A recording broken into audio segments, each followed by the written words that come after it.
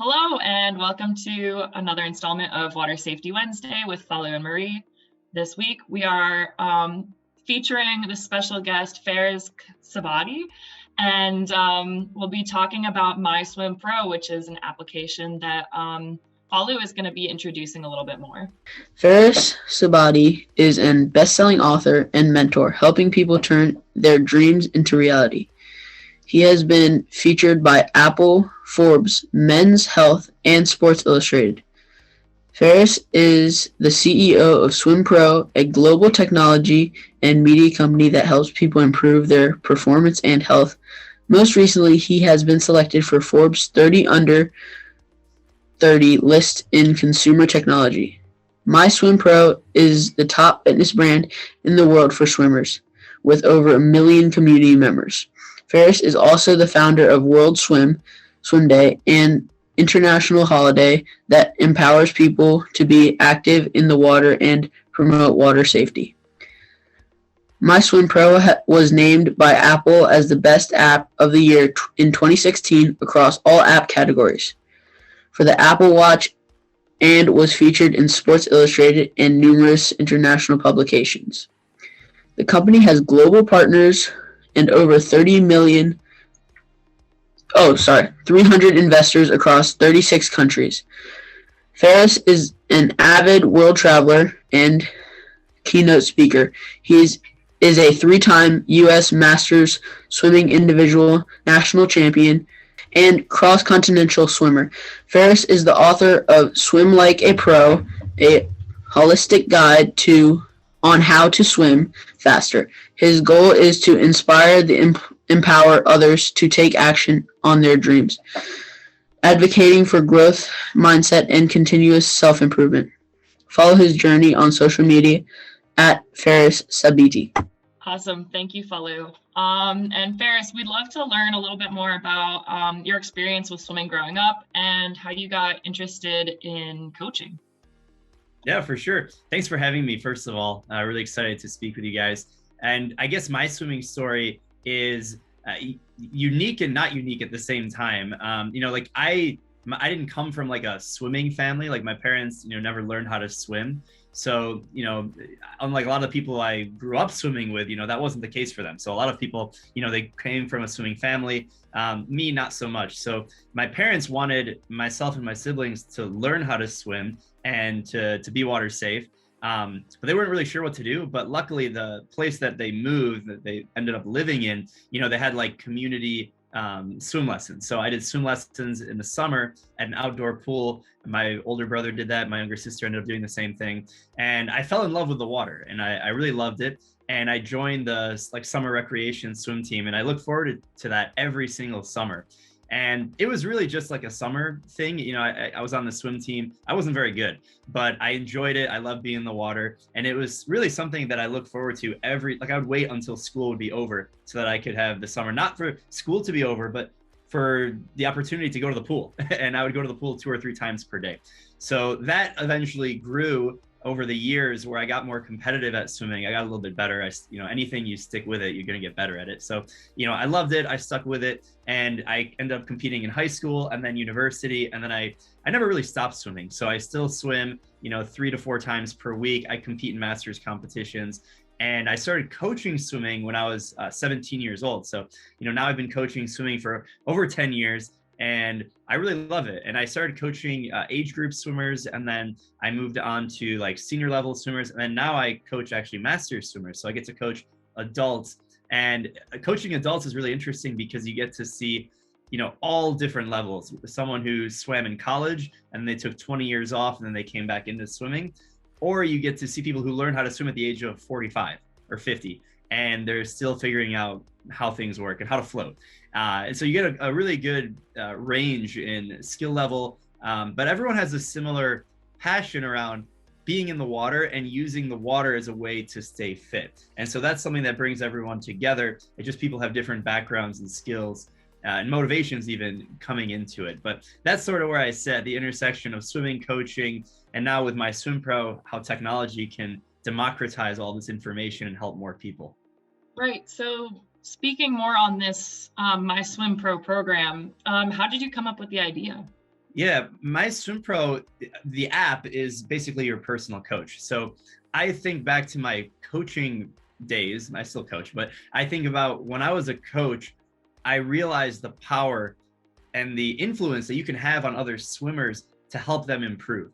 And so if you have a group of swimmers, 1, 3, 5, 10, 20, and then you remove the coach, all those swimmers are sort of lost. They don't really know what to do. And so some people, if they're self-motivated and they have a good background, they'll be able to kind of figure out what to do.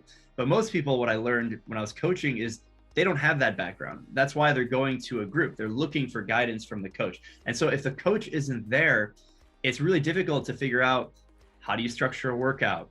How do you improve your technique? How do you, if you have a specific goal like a triathlon, or you want to do a competition, or you want to, improve a certain skill, it's really difficult to do that without a coach. And so MySwimPro, the idea came through that experience, personally seeing people have these challenges at every single level. So it could be a former elite swimmer that's trying to stay swimming and they're lost. They don't really know what to do without the coach.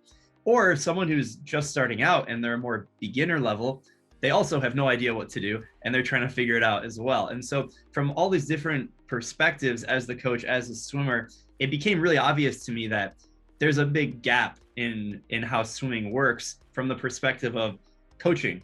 And so I didn't want to, build a coaching specific app. I wanted to build a platform that is the coach. So, I'm not trying to replace coaches or anything. It's really all about how can we fill the gap for people who don't have a coach, they don't have access to it, they can't afford it, and all these different things that make it difficult for people to get that coaching. And MySwimPro, the technology, can provide and fill that gap. And because it's technology, it can, there's no boundaries as to who this can help and how many people it can help. Because if you think about it, when you're coaching one-on-one, that's one person you can help. If you're coaching a group, that's 5, 10, 20 people.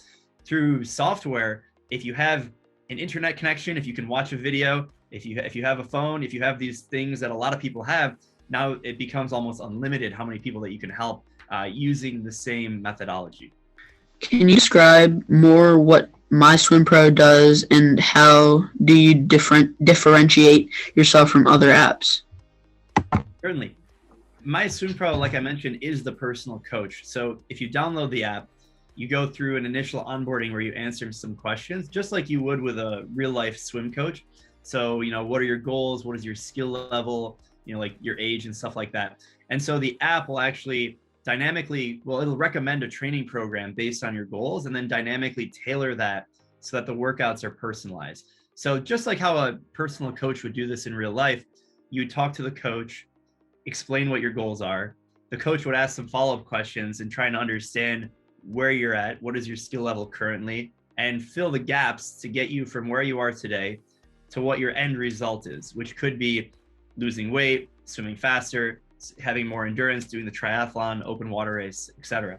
And so the app is that personal coach on not only your phone, so it's available for iPhone and Android that you can download, but also on your smartwatch, because we have an Apple Watch app and we have a Garmin app as well. So you can take the workout from your phone, sync it to your watch, and it coaches you through the workout set by set, as if you had a personal coach like on your hand telling you what to do, which is really cool. And that's a huge value prop, because it's like having a coach in your pocket, on your wrist, anytime, any place. It's portable.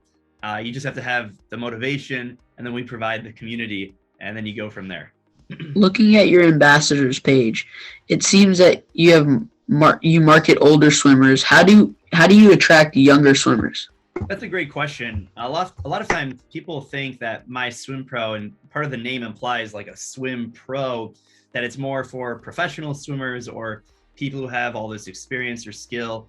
And really MySwimPro, the brand and the company, we want to help everyone in swimming. Now, the core value that we deliver through the personalized coaching experience for the app and the watch, that does gear towards a little bit older swimmers, simply because if you're an adult and you're looking to train and you're on your own, that's where you don't have a coach.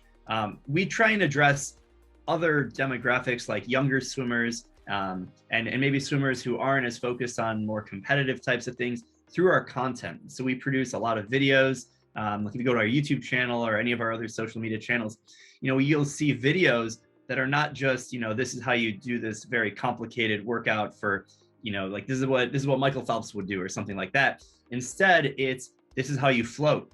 This is how you do a flip turn. This is how you get comfortable with your breathing pattern. This is how you breathe to the side in swimming. And so, we have a range of different topics that are discussed online. And so we can use our different channels to help younger swimmers, more beginners, advanced, all at the same time. And the app is really focused on being that coach for swimmers who are ready to get to that next level. Yeah, looking more at this ambassadors page and seeing that it represents really internationally, individuals internationally. What is the role of ambassadors within the swimming community?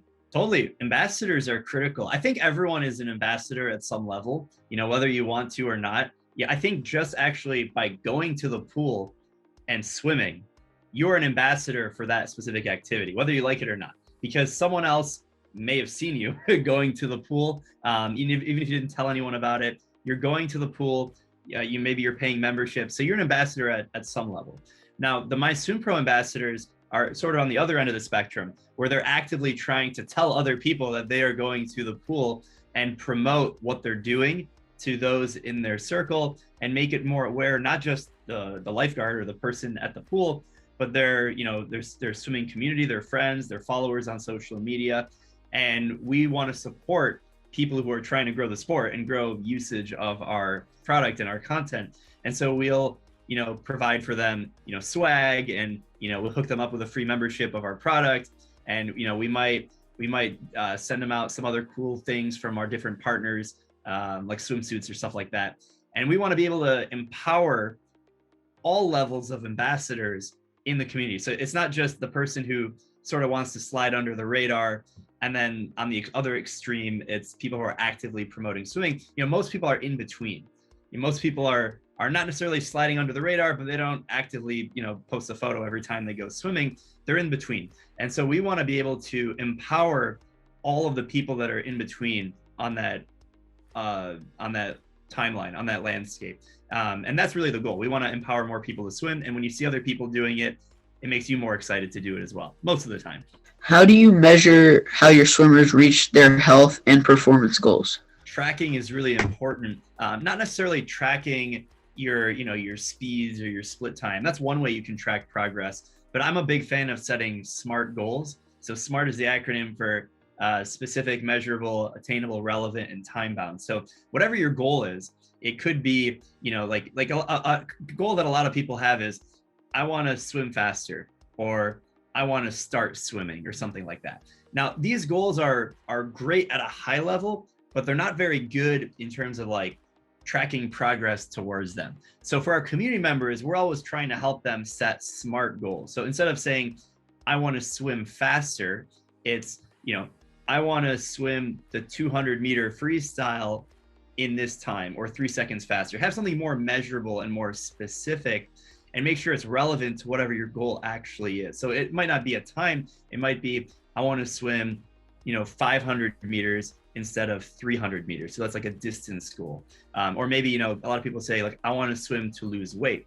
Instead it's, I want to swim 3 times per week to lose 10 pounds over the next 10 weeks or something like that. And so we help our community members by being a good example and sharing what those SMART goals look like, but also in the app, being able to track your speed, your distance, things like that, see it on the graph, see your progress over time. Those things definitely help. We also have a swimming community. I mentioned community a lot in the digital world, but like we have a Facebook group, and we have over 10,000 swimmers in there from over 100 different countries, and people are sharing their swimming story. They're sharing their progress towards their goals. And when you see other people doing that, it makes it a lot easier to be accountable to yourself and then also encourage others. So, I think accountability is huge, but it starts with setting a SMART goal.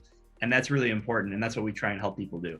How does MySwimPro serve underrepresented population in aquatics? Yeah, so I think this is an interesting topic. So when you're trying to serve a community, there's different ways that you can do that, but it's sometimes more difficult to serve the underserved.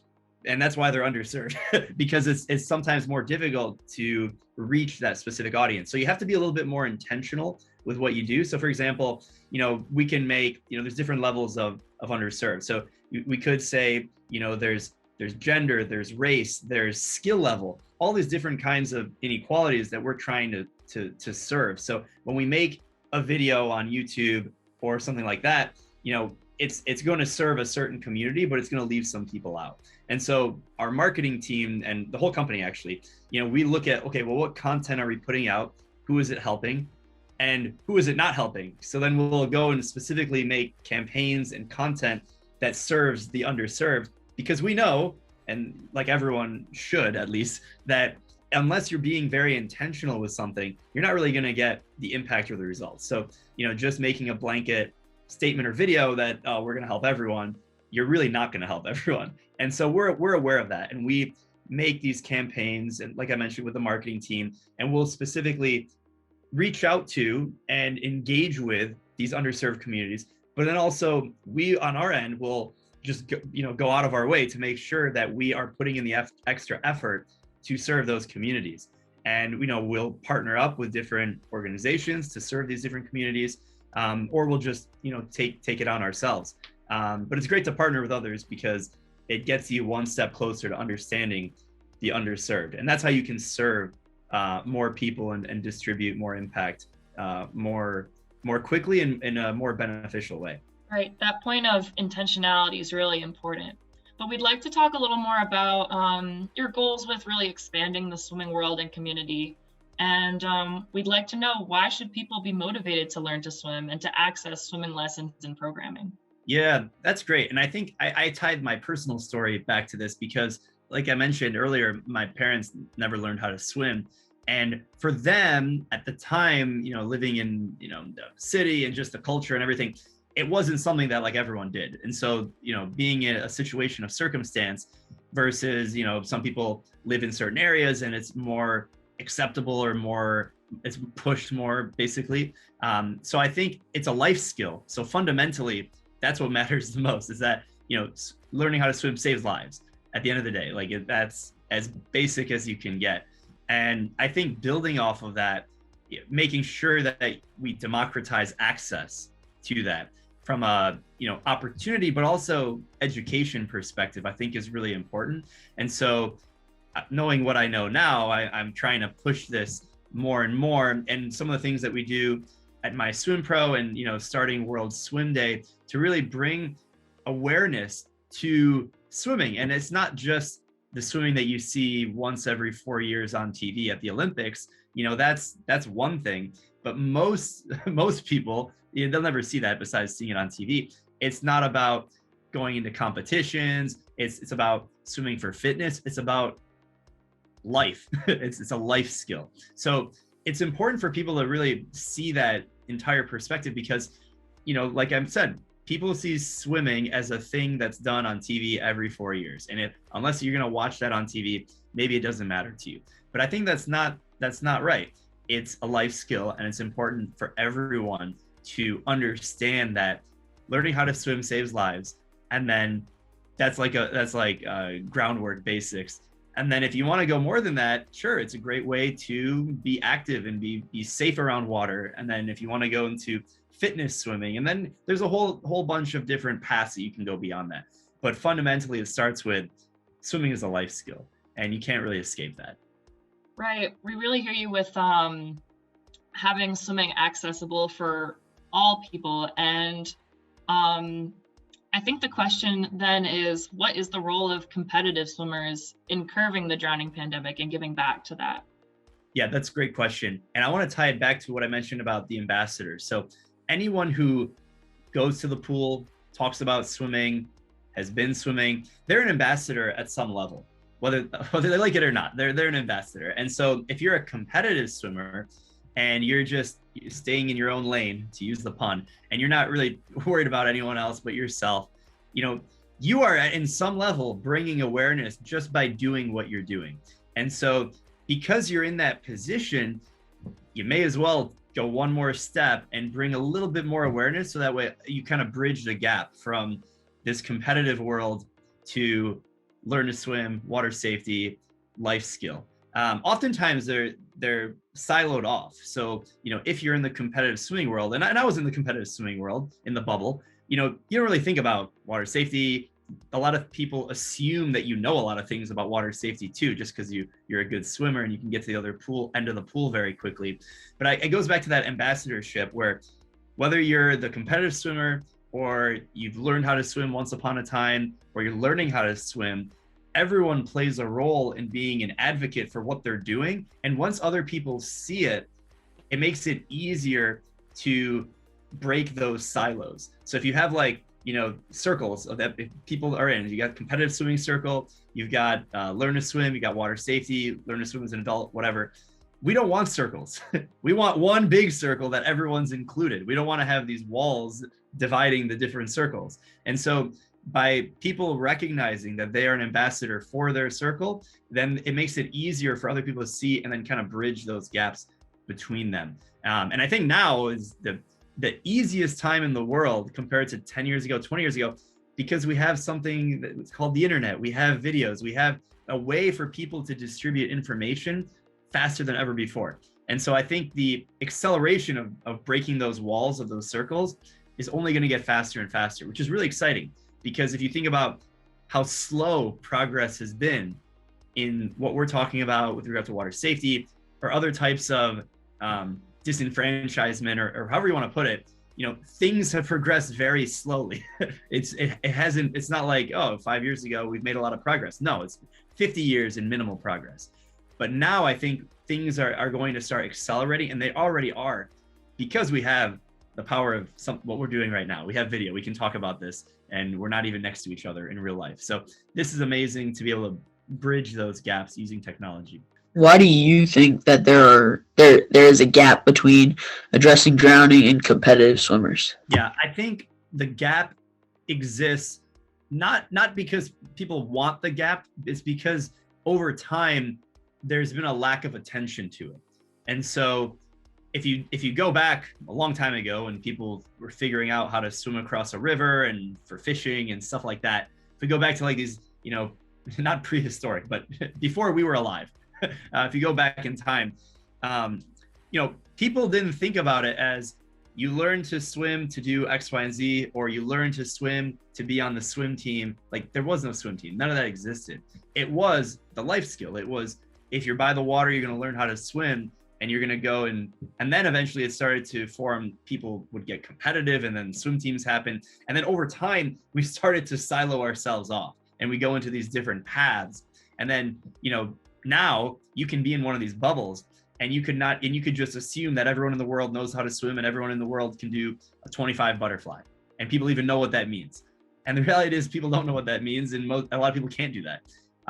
But I think the reason why we got there is it slowly compounded over time into getting into these silos, and people have, and we're all somewhat guilty of this. We haven't taken a step back and thought, wait a second, this isn't how everything, it's not like that. It's not okay. We need to take a step back, regroup, and think about, okay, we need to be intentional, so that way we don't keep going further and further into these silos. And I think what you guys are doing and what this is all about is really important, because this is where we take a step back and we try and pull those silos together. We don't want silos. We want everyone to be happy and together and swimming in the same pool, pun intended.